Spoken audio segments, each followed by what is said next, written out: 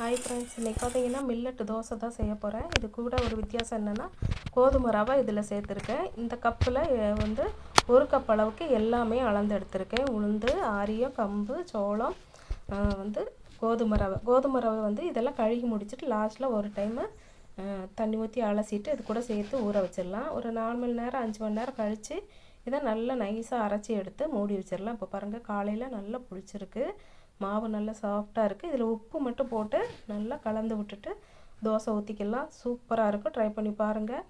அதில் நெய் ஊற்றினாலும் சரி, எண்ணெய் ஊற்றினாலும் சரி, ட்ரை பண்ணி பாருங்கள். சூப்பராக இருக்குது.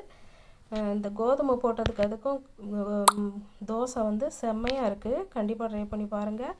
இதோட டீட்டெயில் வீடியோ வந்து கொடுத்துருக்கேன், அதில் புரியலைன்னா அதில் பாருங்கள்.